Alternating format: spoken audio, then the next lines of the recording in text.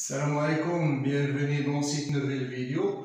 On va toujours avec l'algèbre 1. On va parler dans cette vidéo des ensembles finis et la liaison entre les ensembles finis et les applications. D'accord? Alors, premièrement, on définit c'est quoi un ensemble fini. Alors, E est un ensemble fini s'il existe une bijection entre E et l'ensemble constitué des éléments 1, 2, 3 jusqu'à n. Dans ce cas, l'entier n est le cardinal de E. D'accord? Par exemple, l'ensemble constitué de 3 couleurs est de cardinal 3 parce qu'il est en bijection entre 1 et 2 et 3. D'accord? L'ensemble n n'est pas fini et par convention, l'ensemble vide est de cardinal 0. Toujours l'ensemble vide est de cardinal 0. Maintenant, on va voir quelques propriétés. Alors, pour les propriétés des cardinaux, si B est un ensemble de A et A fini, d'accord? Alors, les conditions, B inclus dans A fini. Dans ce cas, le cardinal de B est inférieur ou égal au cardinal de A. D'accord? Le cardinal de B est inférieur ou égal au cardinal de A. Aussi, le cardinal de A moins B, le cardinal de A moins B, c'est-à-dire si on a A, et voilà B. Alors,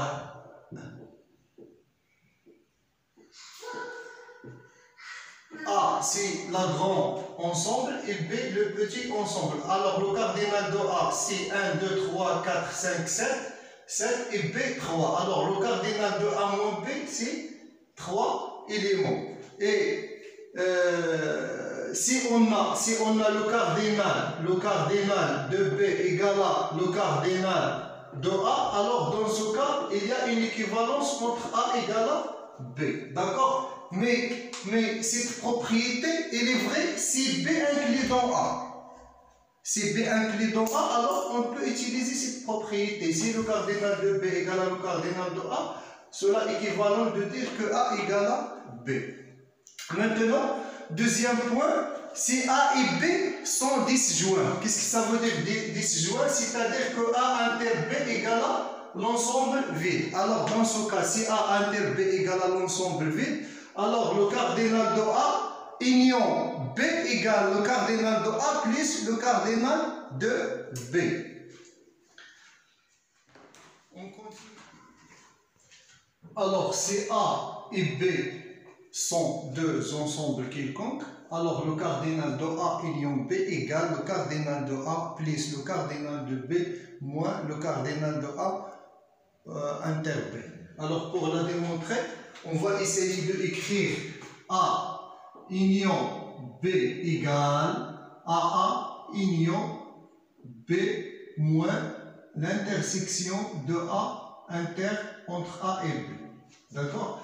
Alors, A union B, on peut l'écrire sous forme de A union B moins A inter B. D'accord? On peut l'écrire sous cette forme, A union B, et ça peut venir démontrer. On prend un élément ici, on va montrer qu'il appartient à cet ensemble. Deuxième inclusion, on prend un élément dans cet ensemble, on peut lui montrer qu'il appartient à cet ensemble. Mais il est clair, à partir de l'image. Donc, on va utiliser, ici on a A, l'ensemble A avec cet ensemble sont disjoints. C'est-à-dire que l'intersection entre A et cet ensemble égale à l'ensemble vide. Alors, le cardinal de A union B égale le cardinal de A plus le cardinal de B moins A inter B. Et comme vous voyez, on a A inter B est un sous-ensemble de B. Alors, le cardinal de B moins A inter B égale le cardinal de B moins le cardinal de A inter B. Et c'est le cardinal de A. D'accord?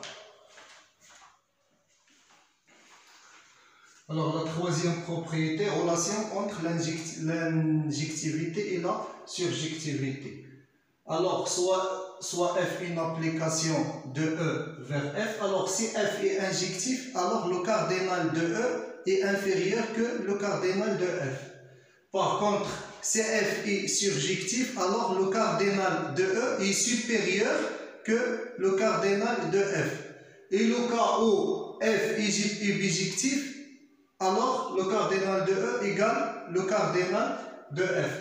Pour la démonstration, supposons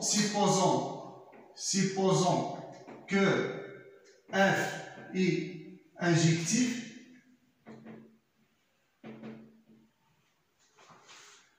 on pose l'application f' de E vers f de E. Ici, l'application, on le note f' ou bien f bar ou bien f injectif vers f de E qui est égal à f'.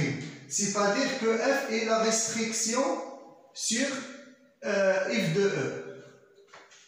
Tel que chaque élément x, on associe f de x. C'est-à-dire que fi de x égale à f de x. Alors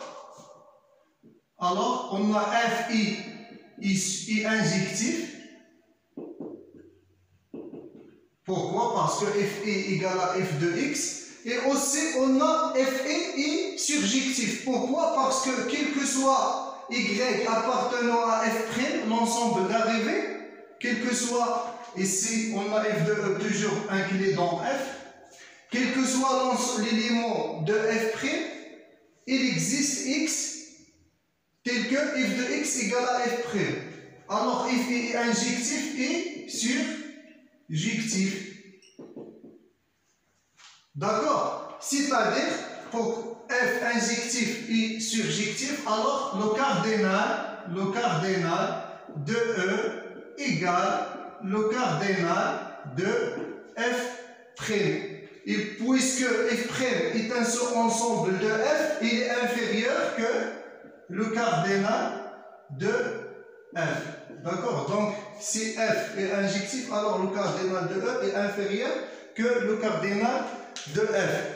Deuxième partie, f est surjectif, cela signifie que si il est surjectif de E vers f, cela signifie que tous les éléments de y ont au moins un antécédent. C'est-à-dire que cet élément a au moins, alors un ou deux par exemple des antécédents. Peut-être il a un ou deux, et ça peut être un ou deux. D'accord? Alors d'après la définition, quel que soit y appartenant à f, il existe x appartient à E tel que f de x égale à f. Ce qui montre que le cardinal de E est toujours supérieur ou égal au cardinal de f. Et d'après 1 et 2, alors si f est bijectif, alors le cardinal de E égale le cardinal de f. Quatrième proposition, si f est une application de E vers f tel que le cardinal de E égale à le cardinal de f, alors les trois propriétés sont équivalentes. Si f est injectif, cela implique qu'il est surjectif, implique qu'il est bijectif. D'accord? Il est facile de montrer, je vous laisse à montrer cette proposition. On continue, on va voir la liaison entre les applications et les ensembles. Alors, les nombres d'applications, soit E et F, deux ensembles non vides, tels que le cardinal de E égale à N et le cardinal de F égale à P. C'est-à-dire que E et F sont finis. Alors, propriété 1, le nombre d'applications différents de E dans F, le nombre d'applications est P à la puissance n, c'est-à-dire le cardinal de f à la puissance de cardinal de e. Alors, on peut construire P à la puissance n applications différentes de e dans f. D'accord? Deuxième propriété, le nombre d'injections Alors on peut construire combien? Le nombre d'injections de E dans F est P fois P moins 1 fois jusqu'à P moins N moins 1. C'est clair que P est supérieur à N parce qu'on parle déjà des injections. Si le cardinal de E est inférieur de P, on ne peut pas parler des injections. Alors on peut parler, parce que la propriété, on a dit une propriété précédente, si F est injectif, alors le cardinal de E est inférieur de cardinal de F. Alors, si le cardinal de E est supérieur à le cardinal de F, on ne peut pas parler des injections. Alors, dans ce cas, le nombre d'injections est P fois P moins 1 fois jusqu'à P moins N moins 1. D'accord? Alors, on montre la propriété 1.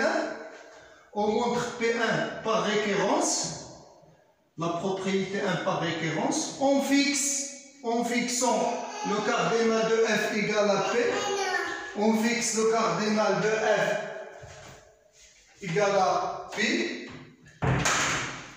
fixons P, et on effectue une récurrence sur N égale à le cardinal de E. Alors, pour l'initialisation, pour N égale à E, c'est-à-dire que E égale à une singleton contient un seul élément, alors on a P possibilités pour choisir l'image de X.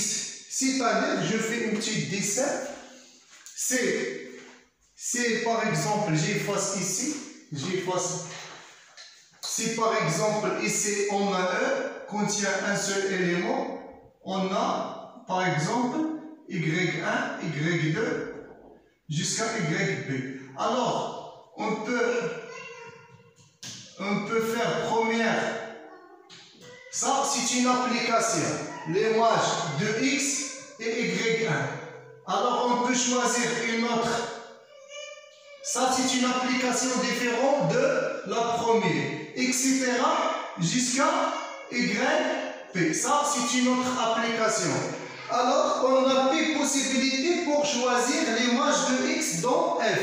D'où le nombre d'applications est P sur 1. Donc, l'initialisation est vraie. Pour l'hérédité, supposons que si le cardinal de E égale à N, alors le nombre d'applications est Pn. Supposons que cette propriété est vraie. Et on montre que si le cardinal de E égale à N plus 1, alors le nombre d'applications dans ce cas est P à la puissance de N plus 1. D'abord, soit E un ensemble tel que le cardinal de E égale à N plus 1. D'accord? Et A un élément de E, soit A un élément de E.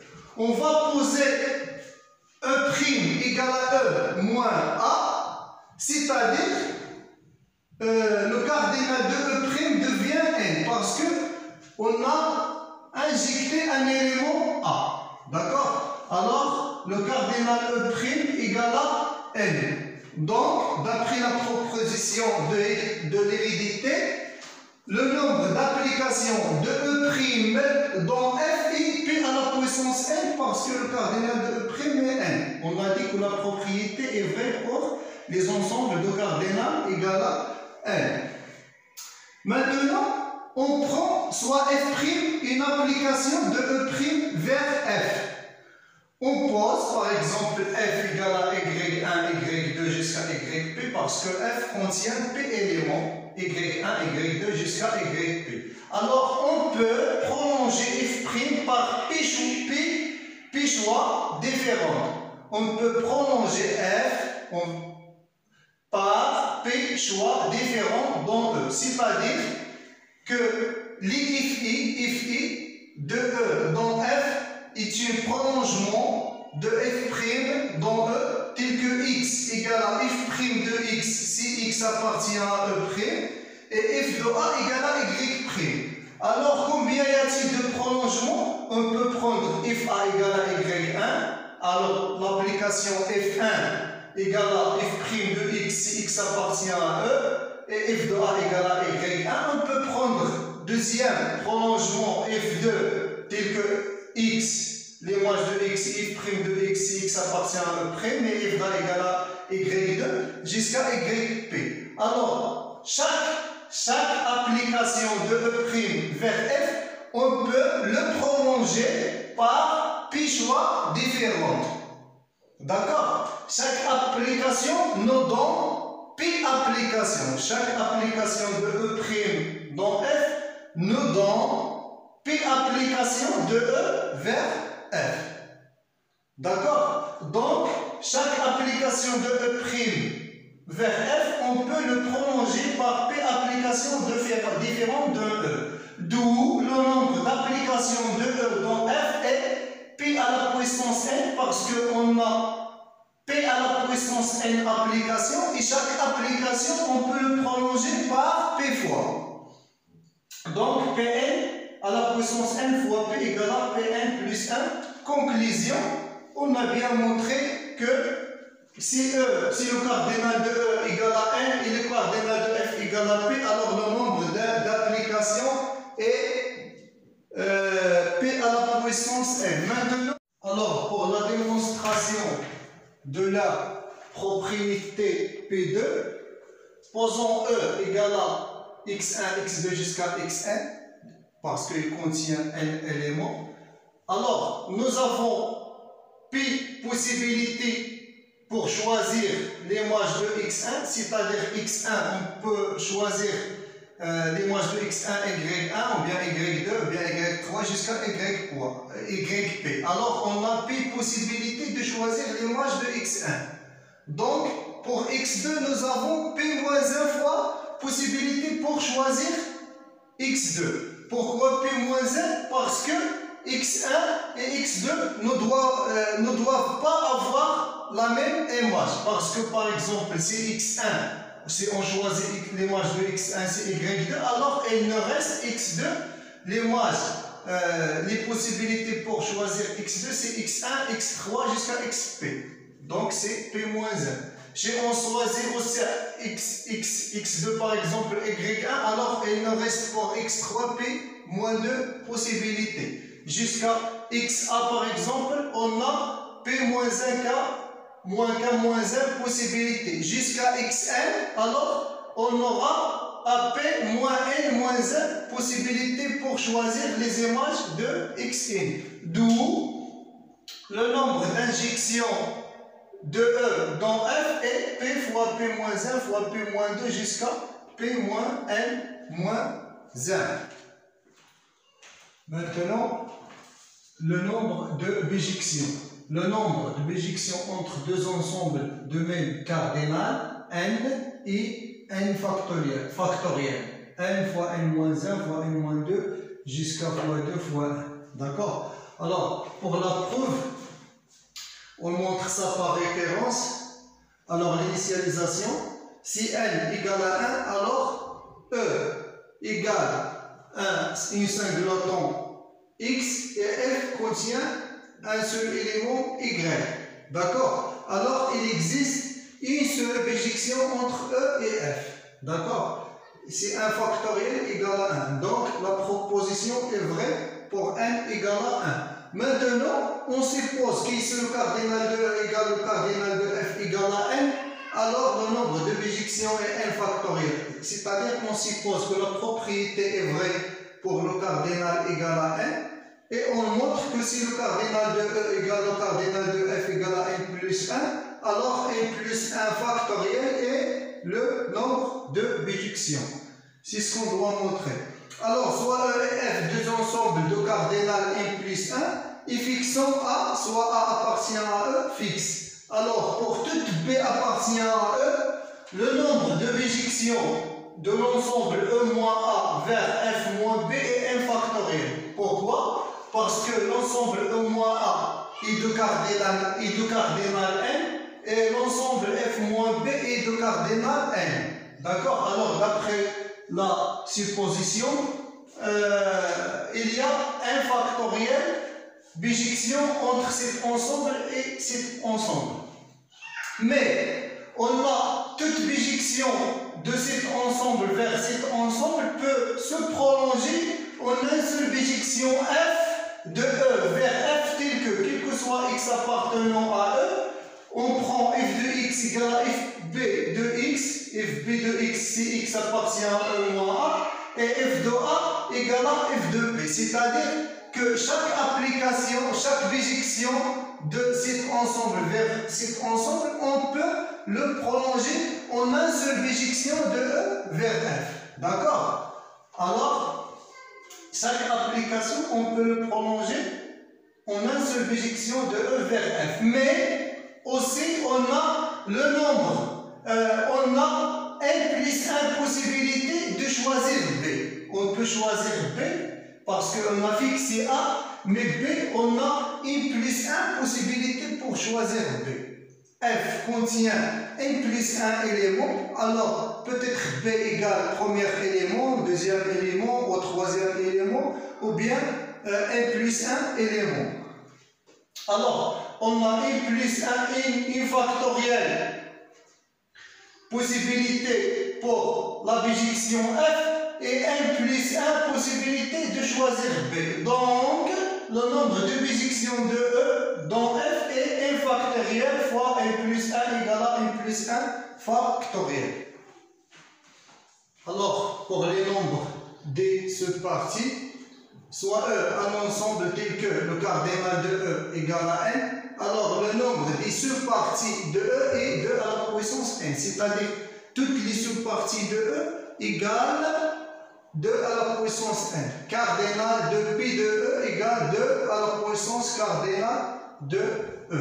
Alors, on montre ça toujours par récurrence. Pour N égale à 1, alors E contient un seul élément, le singleton X par exemple. Alors, pi de E contient l'ensemble V et le singleton X. Le singleton X est E. Dans ce cas. D'accord? Maintenant, supposons que si le cardinal de E égale à N, alors le cardinal de pi de E égale à 2 à la puissance N, et on montre que si le cardinal de E égale à N plus 1, alors le cardinal de pi de E égale à 2 à la puissance N plus 1. Pour cela, soit E un ensemble de cardinal N plus 1, alors on distingue entre deux cas, on fixe A appartient à E, et on pose E' égale à E moins le singleton A. Alors on distingue deux cas. L'iso-ensemble de E qui contient A et l'iso-ensemble de E qui ne contient pas A. Alors, pour compter le cardinal de E, ça revient de compter les subparties qui contiennent A et les subparties qui ne contiennent pas A. Alors, l'iso-ensemble de E qui ne contient pas A, ce sont l'iso-ensemble de E', parce que E' est E moins A. Alors, toutes les subparties qui ne contiennent pas A, c'est toutes les iso-ensembles de E'. Le cardinal de E' égale à N, donc d'après la proposition, P de E' égale à 2 à la puissance N. C'est-à-dire toutes ce ensemble de E qui ne contient pas A égale 2 à la puissance N. Maintenant, on compte les ensembles qui contiennent A. Alors, les ensembles A de E tel que A appartient à A s'écrivent de la forme, on peut écrire tous les ensembles qui contiennent A de la forme A égale à le singleton A union A', avec A' inclus dans E'. C'est-à-dire A' ne contient pas A. D'accord? Or, le nombre des ensembles A', le nombre des A' qui ne contient pas A égale à 2 à la puissance N, alors aussi pour les ensembles A qui contient A. Alors, les ensembles A est aussi le nombre. Alors, le nombre des ensembles A est aussi 2 à la puissance N, d'où le cardinal de pi de E égale le nombre des ensembles de E qui contient A qui égale 2 à la puissance N, plus le ensemble qui ne contient pas, qui contient A, c'est 2 à la puissance N, donc égal à 2 à la puissance N plus 1. Définition, soit E un ensemble de cardinal N, alors les nombres des parties de E contenant K éléments, les nombres des parties qui contiennent K éléments, exactement K éléments, est noté CK à la puissance n. D'accord? Ça, c'est une définition. Le nombre des parties qui contiennent K éléments, exactement, est noté CKn ou NK, entre parenthèses. Alors, d'après la définition, on peut écrire C0n égale à 1. C'est-à-dire que le nombre des sous-parties qui contient 0 élément égale à 1. C'est l'ensemble V. Il y a un seul élément qui ne contient aucun élément. Alors, l'ensemble des parties qui contient 0 élément. Le nombre de parties qui contient un seul élément, c'est n. Parce que le cardinal de E égale à n, alors toutes les singlotants, ce sont des sous-parties qui contenant un seul élément. D'accord? Le nombre des parties qui contient n éléments, c'est 1. C'est l'ensemble E. C'est l'ensemble E qui contient n éléments. D'accord? Et l'ensemble des parties qui contient K éléments égale le nombre des parties qui contient n moins K éléments. Comment on montre ça? Alors, si A est une partie qui contient K éléments, alors le complémentaire de A contient n moins K éléments. Puisque toutes parties A sont complémentaires, alors toutes les parties qui contiennent K éléments sont complémentaires, contiennent n moins K éléments. Alors, d'où l'égalité. On a aussi cette relation C0 de 1 plus C1 de 1 plus C de 1 plus Cnn égale à la puissance n. Qu'est-ce que ça veut dire ça? C'est l'ensemble des parties qui contient 0 élément plus l'ensemble des parties qui contient un seul élément plus l'ensemble de parties qui contiennent 2 éléments plus les parties qui contiennent un élément. C'est-à-dire qu'on compte le nombre de toutes les sous-parties. D'accord? Et le nombre de toutes les sous-parties, c'est 2 à la puissance n. Ça, c'est le cardinal de pi de E. On termine ce vidéo par ses propriétés. Alors, CK de n égale à CKn moins 1 plus CK moins 1 de n moins 1. Et CK de n égale à 1 factoriel sur 1 moins k factoriel fois k factoriel. Et la formule de binom a plus b à la puissance n égale à la sommation de CKn a à la puissance n moins kb à la puissance k de k égale à 0 jusqu'à n. Alors, on montre ça dans les TD. C'est terminé pour cette vidéo. Vidéo prochaine, Inch'Allah, on va faire les relations d'équivalence et les relations d'ordre. D'accord? Allez, au revoir, à bientôt.